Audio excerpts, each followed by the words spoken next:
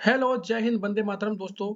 एक बड़ी खबर निकल के आई है जो असम की स्टेट गवर्नमेंट है। उन्होंने मुस्लिम मैरिज एंड डाइवोर्स एक्ट जो 1935 में आया था, जो कि एक ब्रिटिश एरा का एक्ट है, उसको रेपेल्ड कर दिया है, जिससे वजह से काफी बड़ी कंट्रोवर्सी असम में देखने के लिए मिलती है।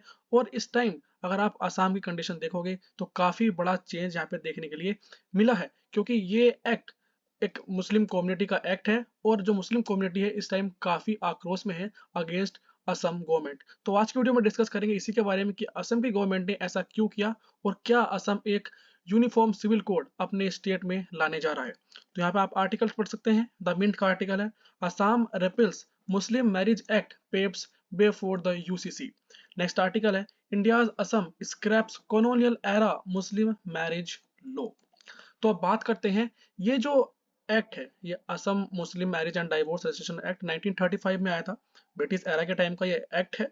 और ये बेसिकली जो असम की गवर्नमेंट ने ये स्टेप लिया है, ये बेसिकली जो चाइल्ड मैरिज होती है एक काफी बड़ा ये मुद्दा है और इसको बैन भी कर दिया है।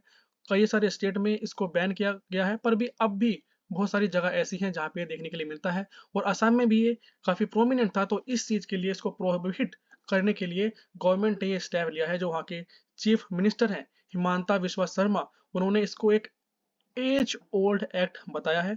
और जो इन्होंने स्टेप लिया है इसको ऐसा सिग्नल ये मानते हैं for the advancement in the efforts to prohibit child marriage in Assam.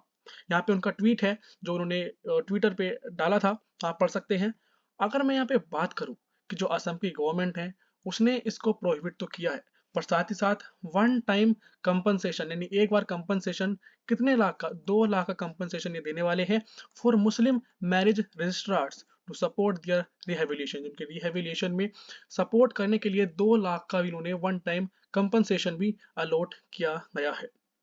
और जो वहाँ के स्टेट मिनिस्टर हैं उनका ये कहना है कि ये जो कॉलोनियल एरा का ये एक्ट है, ये वेरी इंपॉर्टेंट स्टेप जो लिया गया है इस गवर्नमेंट के द्वारा, काफी बड़ा चेंज जो गवर्नमेंट है आसाम की और जो वहाँ की डेमोग्राफिक्स है दिखा सकती है। और काफी बड़े दंगे भी वहाँ पे देखने के लिए मिल सकते हैं। और अगर मैं आपको बताऊं इस बारे में कि जो रजिस्ट्रेशन और मैरिजेस डाइवर्स होते हैं वो इस एक्ट के तरह मैंडेटरी नहीं थे। यानी अगर कोई मैरिज करता है तो उसमें जो रजिस्ट्रेशन होते हैं और डाइवर्स होते हैं वो मैंडेटरी नहीं होते हैं, एसेंशियल नहीं होते हैं। और साथ ही साथ इसका जो मशीनरी है, जो मैकेनिज्म है रजिस्ट्रेशन का, वो इनफॉर्मल तरीके से किया जाता था।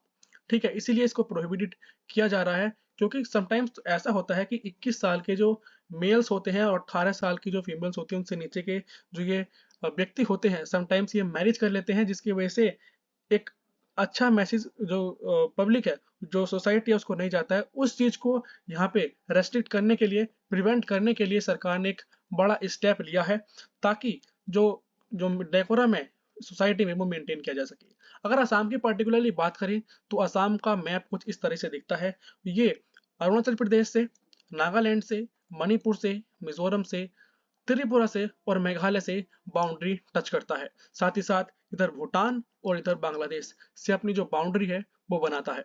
टोटल 6 स्टेट से असम अपनी स्टेट की बाउंड्री बनाता है, जो कि इंडियन स्टेट्स हैं। और 2 कंट्री यानी भूटान और बांग्लादेश से ये बाउंड्री बनाता है। ठीक है, तो इसको याद रखना। आगे बात करते हैं 2011 की सेंसस के बारे में कि जो असम है अगर उसकी आप पॉपुलेशन देखोगे तो 34% असम की पॉपुलेशन, 34% ऑफ असम की पॉपुलेशन मुस्लिम पॉपुलेशन है। अगर नंबर्स में बात करें तो ये 2011 का जो सेंसस है उसके अकॉर्डिंग हम बात कर रहे हैं। 3.12 करोड़ पॉपुलेशन है टोटल असम की, जिसमें से 1.06 पॉपुलेशन, 1.06 करोड़ इंडिविजुअल्स जो हैं वो मुस्लिम कम्युनिटी को बिलोंग करते हैं। और बात करें असम की तो 16 लार्जेस्ट स्टेट है इंडिया का, और साथ ही साथ 15th most populous state of the country. अगर लिटरेसी रेट के बारे में बात करें तो असम का जो लिटरेसी रेट है वो 26 नंबर पे आता है पूरे कंट्री के। और नंबर्स में बात करें, परसेंटेज में बात करें तो 72.19% इसका लिटरेसी रेट है। मेल की लिटरेसी रेट की बात करें तो 77.85% और फीमेल्स का है 66.27%। और ये जो असम है एक काफी बड़ा स्टेप टुवर्ड यूसीसी इन्होंने लिया है। साथ ही हम बात करें कि इसका प्राइमरी रीजन क्या है, गवर्नमेंट जो बताती है इसका प्राइमरी रीजन क्योंकि ये एज ओल्ड एक्ट बन चुका है, तो गवर्नमेंट ने इसको प्रोहिबिटेड करने की बात यहाँ पे की है। अगर बात करें particularly about uniform civil code, तो uniform civil code common set of laws को बोलते हैं। अब दो तरह के लॉज होते हैं, कुछ होते हैं पर्सनल लॉज, ठीक है, कुछ लॉज होते हैं पर्सनल और कुछ लोग होते हैं पब्लिक। कुछ लॉज जो होते हैं वो पर्सनल होते हैं और कुछ लॉज जो होते हैं वो पब्लिक लॉज होते हैं। पर्सनल लॉज किसी पर्सनल कम्युनिटी के लिए होते हैं, पब्लिक लॉज पूरे होल कंट्री के लिए जो होते हैं वो पब्लिक लॉज होते हैं, और उन्हीं में से एक यूनिफॉर्म सिविल कोड है। यूनिफॉर्म सिविल कोड जो मैरिजेस होती हैं, डाइवोर्स होते हैं, इनहेरिटेंस और अडॉप्शन के जो जितने भी लॉज होते हैं सब यूसीसी के अंदर आते हैं। और इस टाइम करंटली गोवा और उत्तराखंड ऐसा स्टेट है जिसमें कम पूरी तरीके से यूसीसी लागू किया गया है। हालांकि जो गोवा है उसमें पहले से ही 1867 यानी पोर्टुगीज जब वहाँ पे राज कर रहे थे तभी से वहाँ पे यूसीसी है, और उत्तराखंड में अभी 2024 में ये आया है। जो यूसीसी है आर्टिकल नंबर 44 जो कॉन्स्टिट्यूशन है उसके अंदर आती है, जो कि बेसिकली डीपीएसपी है, directive principle of state policy. हालांकि ये जस्टिसेबल तो नहीं होती है, पर अगर कुछ स्टेट्स चाहें तो इसको अपने स्टेट में ला सकते हैं, एक कानून बना सकते हैं जो सबके लिए मैंडेटरी हो जाएगा। ठीक है, यहाँ पे आर्टिकल लिखा है हिंदुस्तान टाइम्स का, Uttarakhand assembly on Wednesday passed uniform civil code bill 2024 के लिए इन्होंने, जो उत्तराखंड गवर्नमेंट है उन्होंने यूसीसी को लागू किया है, जो कि एक बड़ा चेंज है। कंट्री में पहला जो स्टेट है वो बन चुका है इस टाइम उत्तराखंड, जो कि यूसीसी लाया है।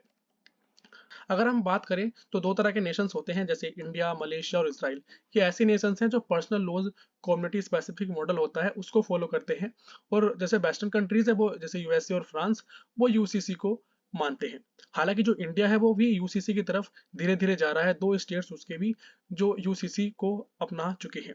बेसिकली यूसीसी जो होता है प्रिजर्व करता है जो पर्सनल बिलीफ होते हैं, उसका कोई ऐसा मीन नहीं होता है कि किसी कम्युनिटी का थ्रेट पहुंचाए।